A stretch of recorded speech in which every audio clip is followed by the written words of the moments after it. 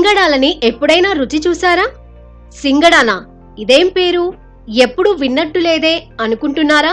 సరే, మార్కెట్లో తోపుడు బల్లపైన రాసులుగా పోసి నల్లగా బొగ్గుల్లా కనిపించే దుంపల్ని ఎప్పుడో ఒకసారి చూసే ఉంటారు కదా.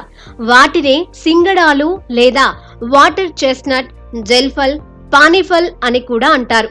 శీతాకాలం సూపర్ ఫుడ్ గా చెప్పుకునే ఈ సింగడాలు ఇప్పుడు వివిధ రుచుల్లో దొరుకుతున్నాయి. కశ్మీర్ నుంచి కన్యాకుమారి వరకు ఎక్కడైనా సులభంగా పెరుగుతాయి సింగడా మొక్కలు. అయితే ఉత్తరప్రదేశ్, బీహార్ రాష్ట్రాల్లో మాత్రం వీటిని వాణిజ్య పంటగా సాగు చేస్తూ రైతులు లాభాలు గడిస్తున్నారు.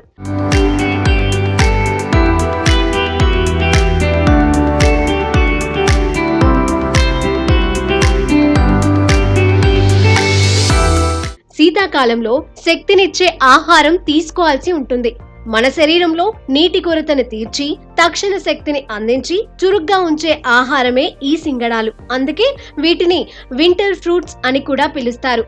చెరువులు, నది తీరాలు, బురద నేలల్లో విస్తారంగా పెరిగే నీటి దుంపలివి.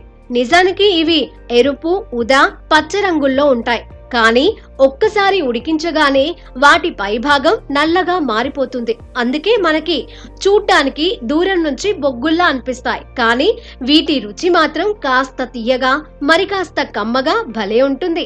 యాక్సిడెంట్లు పుష్కలంగా ఉండే సింగడా దుంపల్ని, ఆలు, బీట్రూట్ లాంటి దుంపల్ని ఎలా వండుకుంటామో అలానే కూరలుగా వండుకోవచ్చు.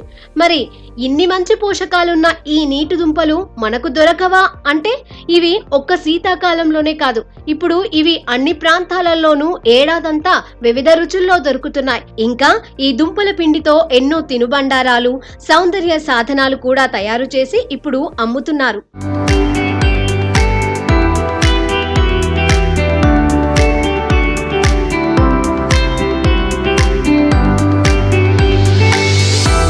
ఉత్తరాది వాళ్ళ పండుగలప్పుడు రోజంతా ఉపవాసం చేసిన తర్వాత ఈ దుంప పిండితో అక్కడ అట్లు, రొట్టెలు చేసుకుని తింటారు.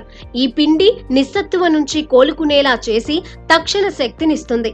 ఇంట్లో గోధుమ పిండి, బియ్య పిండి లాంటివి ఉంటాయి కదా, వాటితోనే చేసుకోవచ్చు కదా అనుకోవచ్చు. కానీ వాటితో పోలిస్తే ఈ పిండిలో క్యాలరీలు, కొవ్వు తక్కువ, పీచు, కార్బోహైడ్రేట్లు ఎక్కువ.